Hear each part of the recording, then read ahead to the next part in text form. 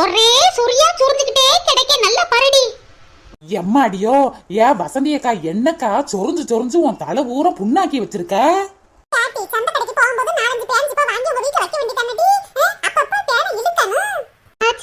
சந்தைக்கு போற நேரம் பூரா சீப்பை வாங்கிட்டு வந்து வீட்டுலதையே வைக்கிறேன். நானும் இழுத்து பாக்குறேன் ஆச்சி, ஒரு பேன் கூட வரவே மாட்டேங்குது. எல்லாருக்கும் டிமிக்கி விடுறீல, அதே மாதிரியே உனக்கும் டிமிக்கி விடுது அந்த பேன். ஒரு நாள் வேலைக்கு போகும்போது ராணி அக்கா தான் எனக்கு பேனை பார்க்க நல்லா இருந்துச்சு. இப்ப கொஞ்ச நாளா 100 நாள் வேலைக்கும் போகல, பேனும் பார்க்கலையா, அதான் புளுத்து போய் இளையுது. வசந்தி மெடிக்கல்ல தான் பேன் மருந்து வைக்கிறாங்கல்ல, அதை வாங்கி தேய்க்க வேண்டியதானே. அது ஒரு நாள் தேய்ச்சா போதும் வசந்தி, பேன் ஈரு எல்லாம் கீழே மயங்கி விழுந்துரும். அப்புறம் நல்லா இருக்கும் தலை. ஓ அப்படியா அக்கா, இனிமே அப்படித்தான் செய்யணும். சொரிஞ்சு சொரிஞ்சு கையும் வலிக்குது, தலையும் வலிச்சு கிடக்கு. பாத்தீங்களா, நீங்க மட்டுமே இருக்கியா? ராணி எங்க? ராணி அக்கா வீட்டுல சத்தம் போட்டுட்டு தான் வந்தேன் ஆச்சி. இப்பத்தையும் சமையல் வேலையை பண்ணிக்கிட்டு இருக்கு, முடிச்சிட்டு வாரேன்னு சொல்லியிருக்காங்க. வசந்தி அக்கா நீ சோறு குழம்புல ஆக்கிட்டியா? ஆமாண்டி, நான் எப்பயுமே காலையிலேயே எல்லா வேலையும் முடிச்சிருவேன். இழுத்து போட்டுக்கிட்டு அப்பா பாப்போம் இப்ப பாப்போம்லாம் செஞ்சுக்கிட்டுலாம் இருக்க மாட்டேன். டீ சின்ன பொண்ணு, நீ சமைச்சிட்டியா? சோறு மட்டும் தாக்கா வடிச்சிருக்கேன். என் மாமியார் இன்னைக்கு மீன் குழம்பு வைக்க சொன்னாங்க. எங்க வீட்டுக்காரர் வாங்கிட்டு அப்புறமாட்டி வருவாரு. எங்க மாமியார் நறுக்கி வைக்க நான் குழம்பு வைக்கணுக்கா. குடும்பம்னா உன் குடும்பம் மாதிரி இருக்கணும். எல்லாரும் ஒவ்வொரு வேலை பாப்பாங்க. ஆனா எங்க வீட்டுகள்ல இருக்காங்களே, என் மாமியார் குடிச்ச டீ டம்ளர் கூட எடுத்து சிங்கில போடாது. குடும்பம்னா ஒவ்வொரு ஆளு விட்டு கொடுத்து போன வேண்டிய குடும்பம் சரக்கு. அடியே சரோஜா, நீ சமைச்சிட்டியாடி? ஆச்சி, பழைய கஞ்சியும் ஊறுகாயும் வச்சு வீட்டுக்காரருக்கு கொடுத்து விட்டுட்டேன். நானும் சாப்பிட்டுட்டேன் ஆச்சி. நான் எப்பயுமே சாயந்தரம் தானே குழம்பு வைப்பேன். ஏதாச்சும் காய்கறி வச்சு குழம்பு வைக்கணும். நம்ம குரூப்ஸ்ல எந்த வேலை வெட்டியும் செய்ய வேண்டியது இல்ல, சமைக்க வேண்டியது இல்ல, என்ஜாயா இருக்காங்க இந்த ஆச்சி. என்னாச்சி? அட போடி, எந்த வேலை வெட்டியும் செய்யாதத நீ பாத்த. நீ நான் வந்து எனக்கு வேலை வெட்டி செஞ்சு கொடுக்கறவா? வீடுன்னு இருந்தா வேலை வெட்டி இருக்கத்தானே செய்யும். கடையில வாங்கி இட்லியை நானும் என் வீட்டுக்காரரும் சாப்பிட்டோம். அந்த பாத்திரத்தை கழுவணும், வீட்டு வாசல கூட்டணும். வேலை இல்லாத மாதிரியே பேசுவான். ஆச்சி, சின்ன பொண்ணு எனக்கு பேனை பாக்குறா. இந்த காலு ரொம்ப வலிச்சு கிடக்கு ஆச்சி, காலை சத்த அமுக்கி விடுங்களேன். என்னது கால் அமுக்கவா? உன் காலை நான் அமுக்கணும் மாட்டி. ஒரு பெரிய மனுஷனுக்கு மரியாதை கொடுக்காம என்னமா காலை நீட்டிக்கிட்டு அமுக்க சொல்றா? என் புருஷன் தலையை நான் அமுக்கி விட மாட்டேன். உன் காலை நான் அமுக்கணுமா? அட போடி. ஆச்சி ஆச்சி, ஏன் இம்புட்டு கோவம்? காலை அமுக்க முடியாதுன்னா முடியாதுன்னு சொல்ல வேண்டியதானே. அதை விட்டு விட்டு கிழிச்சுக்கிட்டு கிடக்கீங்க. நீங்க அம்முக்காட்டி என்ன? சின்ன பொண்ணு எனக்கு பேனை பார்த்துட்டு அவ அமுக்கி விடுவா. என்னது நான் அமுக்கி விடுவேனா? நல்லா வருவ வசந்தி அக்கா. இம்புட்டு நேரம் கை வலிக்க பேனு பாத்திருக்கேன். அப்புறம் கை வலிக்க உனக்கு கால் அமுக்கி விடணுமா? காலை உடச்சு விட்டு பாத்துக்க. சின்ன பொண்ணு, என்ன மூணாவது மனுஷன்ட்ட பேசுற மாதிரி பேசிக்கிட்டு இருக்க? நம்ம என்ன அப்படியே பழகிக்கிட்டே இருக்கோம்? நான் அக்கா, நீ தங்கச்சிடி. அக்கா காலை புடிச்சு விடக்கூடாதா? இந்த ஒத்த ரசக்கறி வாயிலையே பசத்தி பெருவாளே. அக்கா இப்படியே சொல்லி சொல்லி என்கிட்ட வேலை எல்லாத்தையும் வாங்கி புரு. ஆச்சி, சரோஜாக்கா, எல்லாரும் இங்க தான் இருக்கீங்களா? ஆமா ராணி, கொஞ்ச நேரம் பேசிட்டு போலாம்னு வந்தோம். நீங்க வர இம்புட்டு லேட் ஆயிருச்சு. என்னக்கா செய்யுது? வீட்டு வேலையை முடிச்சாதானே நம்ம வெளியில வர முடியுது. வீட்டு வேலையை செய்யாம இருந்தா என் மாமியார் வாயை திறந்து கிளியா கிளிக்குது. அதுக்கு பயந்துகிட்டே எல்லா வேலையும் முடிச்சுட்டு தாக்கா வாரேன். ராணி அக்கா, உன் மாமியார் கிளிக்கிறதுல கிண்ண சவாடே வாங்கியிருக்கும் போலயே. எல்லாரையும் சவுட்டு மினிக்க கிளிக்குது. தெருவுல ஒரு ஆளு நடந்து போக விட மாட்டேங்குதுக்கா. அட ஆமாட்டி, என் மாமியாருக்கு என்ன வாய் குறைச்சலா வாங்கியிருக்கு? நான் கல்யாணம் முடிச்ச நாளில இருந்ததே இம்புட்டு வாய் கூடிதே இருக்கு, குறையலட்டி. எல்லாத்தையும் வம்பளுக்குது. பாட்டி ராணி, அந்த காலத்துல உன் மாமியார் பழைய கஞ்சியை குடிச்சிட்டு பத்து வீட்டுல சண்டை போட்டுட்டு வரமாட்டி. இப்பதே வாய் குறைஞ்சு போயிருக்கு. ஏய் அம்மா, ராணி அக்கா மாமியாருக்கு வாயி குறைஞ்சு போயிருக்கா. இப்பயே இவ்வளவு வாய் பேசுதே. அந்த காலத்துல எம்புட்டு ரவுடியா இருந்திருக்கா ராணி அக்கா மாமியாரு. அந்த காலத்து சொர்ணாக்கா மாதிரி வாழ்ந்திருக்கு. ஆமாட்டி, மாரியம்மட்ட வாயை கொடுத்தா வாயை கிழிச்சு புடுவா. யாருமே அவட்ட பேச மாட்டா. அவ வச்சதே சட்டமா இருந்துச்சு. இப்ப வயசாயிருச்சுனா அதான் கொஞ்சம் அடங்கி போய் இருக்கா. ஓ அப்படியாச்சி. அப்ப ராணி அக்கா மாமியார் உங்க வாயை கிழிச்சனாலதான் உங்க வாயும் கிழிஞ்சு போயிருக்கா. இப்பத்தையும் எனக்கு தெரியுது. அடி பாடி, என் வாய் ஆராய்ச்சி பண்ண இவ வந்துட்டா. என் புருஷ அடிச்ச அடியில வாய் கோணிக்கிட்டு இப்படி தொங்கி போச்சு. ஏட்டி வசந்தி, இன்னும் உன் தலையில பேரு போகாமே அடி இருக்கு. அன்னைக்கு 100 நாள் வேலையில வச்சு இம்புட்டு பேனை இழுத்து விட்டேன். என்னன்னே தெரியலக்கா, என் தலையில பேனு விளைஞ்ச மேனிக்கே தான் இருக்கு. இந்த சியான குட்டி ஸ்கூலுக்கு போறால, ஃப்ரெண்டுகளோட பேசி பேசி அதுக தலையில இருக்கிற பேனை அவ தலைக்கு ஏத்தி, அவள்கிட்ட இருக்கிற தலையில உள்ள பேனை என் தலையில ஏத்தி புட்டா. பேனு ஒளிய மாட்டேங்குதேக்கா. இந்த பூமாரி குட்டியே இப்படியே பண்ணுவா. நாலாம் வேப்பலைய நல்லா அரைச்சு கொஞ்ச நேரம் தலையில ஊற வச்சு குளிப்பேன்டி. பேன் ஊற மயங்கி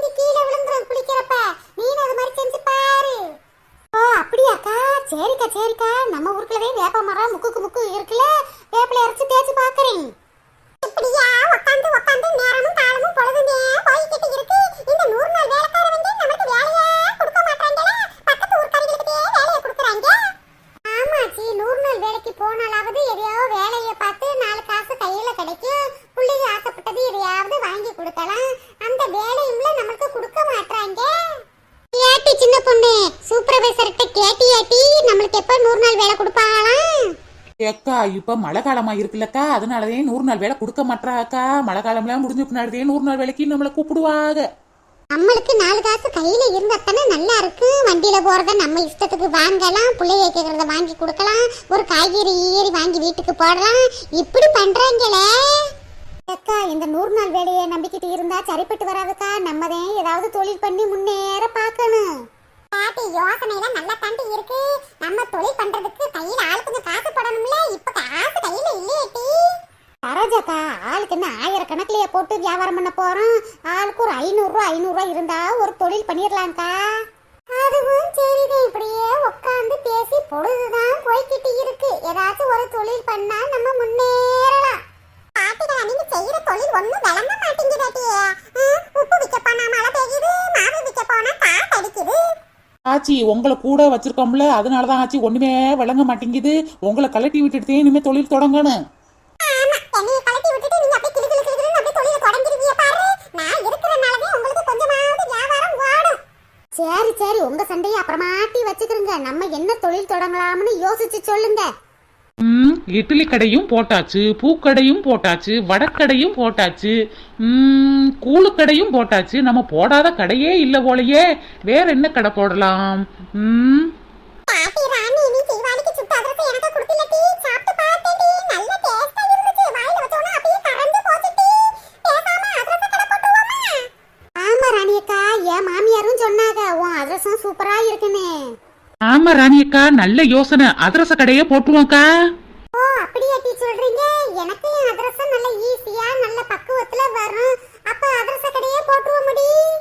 அக்கா, அதான் அதிரச கடை போடுறது முடிவாகி போச்சுலக்கா. ஏன் நேரத்தை போட்டு வேஸ்ட் ஆக்குவானே. வாங்க எல்லாரும் போய் இப்பயே அதிரசத்தை செய்யுவோம். உடனே எப்படி அதிரசத்தை ரெடி பண்ண முடியும்? சில பொருட்கள்லாம் வாங்கணும், அரிசியை கழுவணும், காய வைக்கணும், அரைக்கணும், பாகு காய்ச்சணும், எல்லா வேலை இருக்குல்ல. நாளைக்கு செய்வோம் முடி. ஆமா ராணி, நாளைக்கு வளர்துறை வேற. நாளைக்கு தொழில் தொடங்கினா முன்னேற்றம் ஆகும். நாளைக்கே தொடங்குவோம். சரி சரோஜாக்கா, ஆனாலும் வீட்டுல இருந்து பெரிய பெரிய குண்டா அண்டா எல்லாத்தையும் எடுத்துட்டு வாங்க. ஏக்கா, அதிரசத்தை சுட்டு எல்லாத்துக்கும் கொஞ்சம் கொஞ்சம் கொடுக்க போறியா? அட போடி, என் வீட்டுல இருக்கிற பெரிய பெரிய பாத்திரம் பூரா மேல கிடக்கு, எடுக்க முடியாது. உங்க வீட்டுல இருந்தா எடுத்துட்டு வாங்க, சுட்டு அடுக்கி வைக்கலாம்ல. அதுக்கு தான் கேட்டேன். ஓ அப்படியாக்கா, என் வீட்டுல இருக்குக்கா, நான் எடுத்துட்டு வரேன். சரி ராணியக்கா, நாளையில இருந்து புது பிசினஸ் ஆரம்பிக்க போறோம். நான் வீட்டுக்கு கிளம்புறேன். போய் நல்லா சாப்பிட்டுட்டு ரெஸ்ட் எடுத்தா தானே நாளைக்கு நல்லா வேலை பார்க்க முடியும். ஆமா, இவங்க வேலை பார்க்க அப்படியே 2 வட்டு போயிரும். சுட்டு அடுக்கிற அதிரசத்தை பூரா இவ வாயில போட்டு கருக்கு மொக்குன்னு திம்பா. ஆமா, நான் மட்டும்தான் திம்பி, நீங்க எல்லாம் வேடிக்கை பாக்குற மாதிரி தான் பேசுவாங்க. ராணி, என் வீட்டுல ரேஷன் கடையில கொடுத்த பச்சரிசி இருக்கு ராணி, அதை வச்சு இப்ப தொடங்கிக்குவோம் தொழிலே. சரி சரோஜாக்கா. சரி, நான் கிளம்புறேன். போய் மாட்டுக்கு தண்ணி வைக்கணும். நானும் வரேன்க்கா, பிள்ளைக்கு ஸ்கூல்ல இருந்து வர டைம் ஆயிருச்சுல. சரி வா ராணி, போவோம். பார்வதி, சாப்பிட்டியாம்மா? சாப்பிட்டேனே. ஐஸ்வர்யா என்னம்மா செய்யறா? அவ ரூம் விட்டே வெளியில வர மாட்டானே, ரூமுக்குள்ளேயே அடைஞ்சு கிடக்கா. மகன் ஐஸ்வர்யா நல்லா படிப்பை முடிச்சிட்டு சிறகடிச்சு பறந்துகிட்டு இருந்தா. அவளுக்கு கல்யாணம் அப்படி இப்படின்னு ஆசை வார்த்தை காட்டி அவ மனசுக்குள்ள பல நினைப்புகள் நினைச்சு வச்சுக்கிட்டு இருந்தா. ஆனா இப்படி நடந்து போச்சே.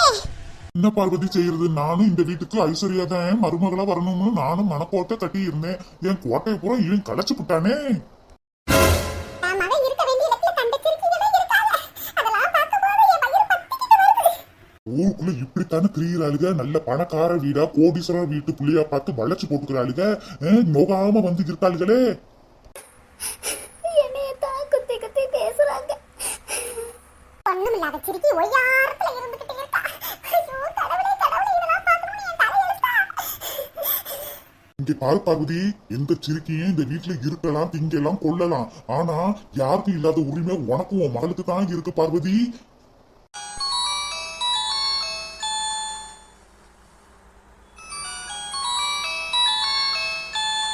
ஹலோ ஹலோ சார், நான் தான் மேனேஜர் பேசுறேன் சார். சொல்லுங்க மேனேஜர். சார், அது வந்து நம்ம கம்பெனில ஃபயர் ஆக்சிடென்ட் ஆயிடுச்சு சார்.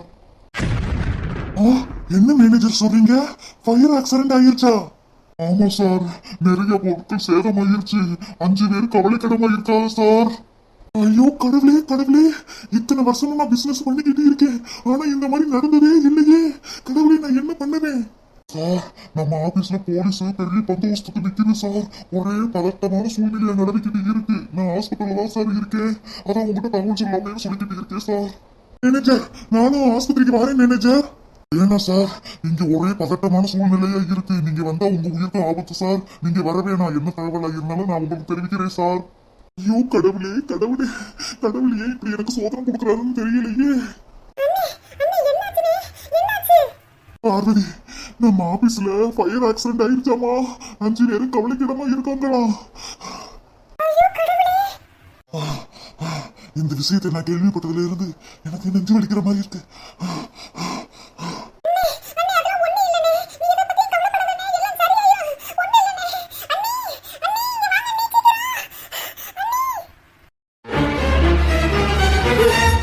என்னாச்சு பெரியம்மா? எடுவட்ட சிரிக்கி எல்லாம் ஒண்ணாதாண்டி. பெரியம்மா வாம்ல பெரியம்மா. என்னாச்சு பார்வதி, ஏன் சத்தம் போடுற? அண்ணி அண்ணி, அண்ணனுக்கு நெஞ்சு வலிக்குதானே, நெஞ்சு வலிக்குதானே. என்னது நெஞ்சு வலிக்குதா? என்னங்க என்னங்க செய்யுது உங்களுக்கு? ஏங்க ஏங்க உங்களுக்கு என்னங்க செய்யுது? என்னங்க செய்யுது உங்களுக்கு? பங்கஜம், நெஞ்சு வலிக்கிற மாதிரி இருக்கு பங்கஜம். ஆபீஸ்ல இருந்து ஒரு போன் வந்துச்சு அண்ணி. ஆபீஸ்ல ஃபயர் ஆக்சிடென்ட் நடந்துருச்சா. போலீஸ் குமிஞ்சு போயிருக்காங்க அண்ணி. ஆபீஸ்ல 5 பேர் கவலைக்கிடமா இருக்காங்க அண்ணி. கேள்விப்பட்டதுல இருந்து அண்ணனுக்கு நெஞ்சு வலிக்குதுன்னு சொல்றாங்க அண்ணி. ஐயோ கடவுளே, என்ன பங்கச்சு சொல்ற? ஆபீஸ்ல ஃபயர் ஆக்சிடென்ட்டா? ஐயோ கடவுளே, நான் என்ன பண்ணுவேன்? தே ஃபர்ஸ்ட் மாமாவை என்னன்னு பாருங்க தே. மாமாவை ஆஸ்பத்திரிக்கு கூட்டிட்டு வாங்க, அவங்களுக்கு நெஞ்சு வலிக்குதுன்னு சொல்றாங்க தே. எனக்கு ரொம்ப பயமா இருக்கு. நிறுத்திடி எடுவட்ட சிரிக்கி. இந்த குடும்பத்துல உனக்கு ரொம்ப அக்கறை மாதிரியே பேசுவ. அந்த நேரத்துல நீ இந்த வீட்டுல காலடி எடுத்து வச்சியோ, அன்னைக்கே எங்க நிம்மதி எல்லாமே போயிருச்சு. நல்ல மாதிரி இருந்த எங்க அண்ணே நெஞ்சு புடிச்சிட்டு போய் கீழே விழுந்து கிடக்காத. எல்லாம் ஒன்னாலதாண்டி, ஒன்னாலவே.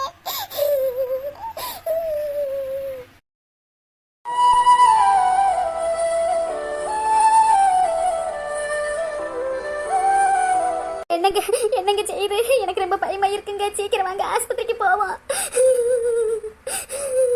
பங்கஜம், எனக்கு ரொம்ப நெஞ்சு வலிக்குது பங்கஜம். என்னால எந்திரிச்சுலாம் வர முடியாது. டிரைவர்கிட்ட சொல்லி நம்ம ஃபேமிலி டாக்டரை வர சொல்லு பங்கஜம். இந்த வர சொல்றீங்க. Driver driver driver. என்னம்மா? டிரைவர், நம்ம காரை சீக்கிரமா எடுத்துட்டு போய் நம்ம ஃபேமிலி டாக்டர் கூட்டிட்டு வா டிரைவர். ஐயாவுக்கு ரொம்ப நெஞ்சு வலிக்குதா. ஓ சரிம்மா, இந்த போய் கூட்டிட்டு வரேன். ஆகாதுங்க, தைரியமா இருங்க, தைரியமா இருங்க. எங்க உங்களுக்கு சுடு தண்ணி வச்சு கொண்டு வர சொல்லவா? ஆமாண்டி, சுடு தண்ணி குடிச்சா கொஞ்சம் பரவாயில்லாம இருக்கானே, கொண்டு வர சொல்லுங்க. அம்மாடி பிரியா, சீக்கிரமா போய் சுடு தண்ணி வச்சு கொண்டு வாமா. இந்த எடுத்துட்டு வரதே. அடச்சி, இவ கையில தான் சுடுதண்ணிய வாங்கி குடிச்சு என் உயிர் பொழைக்கணும்னு இருந்தா அந்த உயிர் எனக்கு தேவையே கிடையாது. இப்ப என் உயிர் போகட்டும். ஏங்க இப்படி பேசுறீங்க? அதெல்லாம் உங்களுக்கு ஒண்ணு ஆகாதுங்க, ஒண்ணு ஆகாது. என்ன என்ன நீ இவளை எங்க அண்ணனுக்கு சுத்தமா பிடிக்காது. இவ கையில தண்ணி எடுத்து வர சொல்றீங்க? சபா, என்னால முடியல, கண்ணை கட்டிக்கிட்டு வருது. என்னங்க உங்களுக்கு என்னாச்சுங்க? என்னாச்சுங்க மாமா? அடியே எடுவட்ட சிரிக்கி. மாமா ஓமானு இங்க வந்த அம்பட்டத்தையும் சொல்லிவிட்டேன். ஓடு இங்க இருந்து.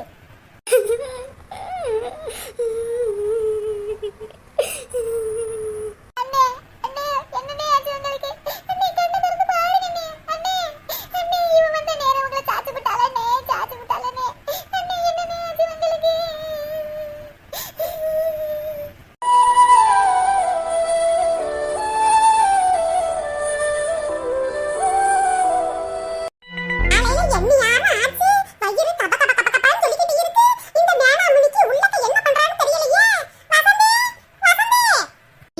ஒரு வேலையை நிம்மதியா பார்க்க விட மாட்டாங்களே, ஏன் போட்டுருவாங்களே. என்னத்தே என்ன வேணும்? பாட்டி மணி எண்ணியாரா உன் புள்ளைய ஸ்கூலுக்கு அனுப்பி விட்டுட்டு சாப்பாடு தரணும்னு பார்த்தேன் கொடுக்கல. என் புள்ளைய வேலைக்கு அனுப்பி விட்டுட்டு சாப்பாடு தரணும்னு பார்த்தேன் கொடுக்கல. இன்னும் என்னடி குழந்தைகிட்ட இருக்க? எனக்கு பசிக்குதுடி. உங்களுக்கு இன்னும் நான் சாப்பாடு கொடுக்கலையில. எல்லாரும் சாப்பிட்டான்னு சொல்லிட்டு மாவை பிரிச்சுக்குள்ள எடுத்து வச்சுட்டேன். கல்ல மாதிரி திண்ணையில உட்கார்ந்துட்டேன். என்னைய மறந்துட்டியாக்கா? அடியே என்னடி சாப்பாடு சீக்கிரம் செஞ்சு பாட்டி.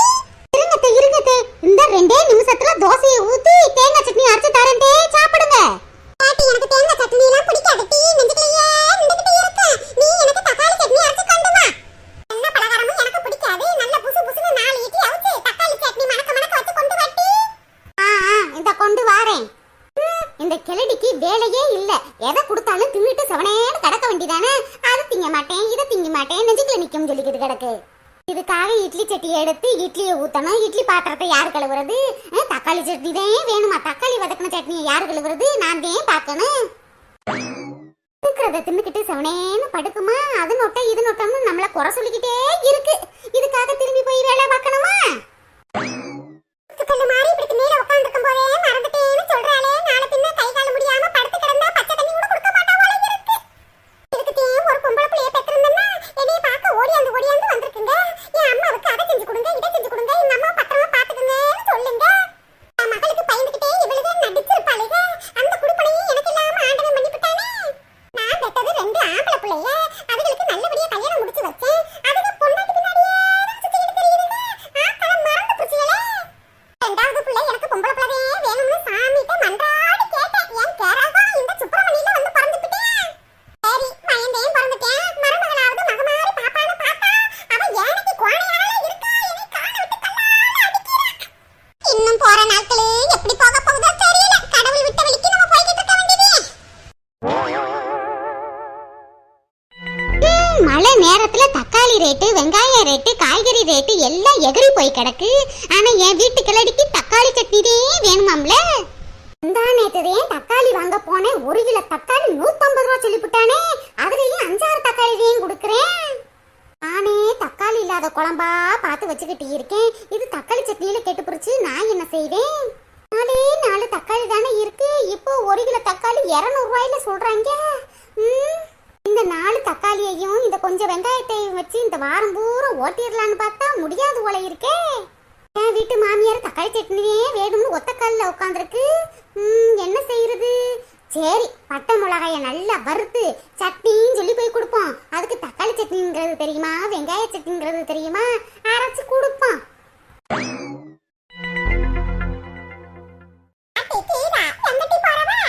ஆச்சி காய்கறி வாங்கத்தான் ஆச்சி மார்க்கெட்டுக்கு போய்கிட்டு இருக்கேன். என்னட்டி அதிசயமா இருக்கு. வாரத்துல ஒரு நாள் சந்தை போடுவாங்க. அங்க போயிரேன் காய்கறி எல்லாம் வாங்கிட்டு வருவீங்க. மித்த நேரம் முருகேசன் கடையில தானே வாங்குவீங்க? ஆமா ஆச்சி முருகேசன் கடையில தான் வாங்குவோம். ஆனா இப்ப 1 கிலோ தக்காளி 50 ரூபா சொல்றியா? அதே உன் காய்கறிய நீனே வச்சுக்க, நான் மார்க்கெட்ல போய் வாங்கிக்கிறேன்னு கூட தூக்கிட்டு கிளம்பிட்டேன் ஆச்சி. என்னட்டி முருகேசன் இப்படி பண்ணிக்கிட்டு இருக்கா? 10 ரூபா கொடுத்தா 3 தக்காளி கொடுப்பா. இப்ப 1 கிலோ தக்காளி 50 ரூபாய் ஆயி போச்சா? ஆமாச்சி மழை வேற பெஞ்சிச்சுல. அதான் விலைவாசிலாம் அதிகமா ஆயிருச்சு. அதான் மார்க்கெட்டுக்கு போய் எல்லாத்தையும் வாங்கிட்டு வரலாமேன்னு போறேன் ஆச்சி. இந்த முருகேசனுக்கு வர வர பணக்காசு ரொம்ப பிடிச்சு போச்சு. விலைவாசிலாம் அதிகமா சொல்றேன். சரி ஆச்சி மணி வேற ஆயிருச்சுல. நான் மார்க்கெட்டுக்கு போயிட்டு வரேன். சரிடி சரி. ராணி வசந்திலாம் மார்க்கெட்டுக்கு வரேன்னு சொல்லிக்கிட்டு இருக்காளுங்க. அவளோட சேர்ந்து நானும் வரேன். ஓ அப்படியாச்சி. அப்ப நான் முன்னாடி போறேன். நீங்க அவங்களை எல்லாம் கூட்டிக்கிட்டு பின்னாடி வாங்க. அப்படியாச்சி சரி சரி. இம்புட்டு வேலை விட்டுச்சுனா நம்மலாம் எப்படி காய்கறிலாம் வாங்கி சாப்பிடுறது? என் வீட்டு கிழவனுக்கு தக்காளி சட்னி இல்லாம சாப்பாடே இறங்காதே. இந்த ராணி வசந்தியோட கூட போனா அவளுகிட்ட ஓசிலேயே தக்காளி வாங்கி இந்த வாரம் பூரா பேசிடலாம். வசந்திக்கு போன போடுவோம். ஒரு வழியா இட்லியும் அவிச்சு மிளகா சட்னியும் வச்சாச்சு. போய் அந்த கல்லடிக்கு எடுத்து கொடுப்போம். என்னது மொட்டை ஆச்சு எனக்கு போன் பண்றாங்க. ஹலோ பாட்டி வசந்தி, மார்க்கெட்ல தக்காளி வெங்காயம்லாம் சீப்பா வித்துக்கிட்டு இருக்காளாம்டி. கீதா கூட எடுத்துக்கிட்டு ஓடுறா. அதே நீங்க வரியான்னு கேட்டேன்டி. என்னாச்சு சொல்றீங்க? மார்க்கெட்ல சீப்பா வெங்காயம் தக்காளி விக்கிறாங்களா?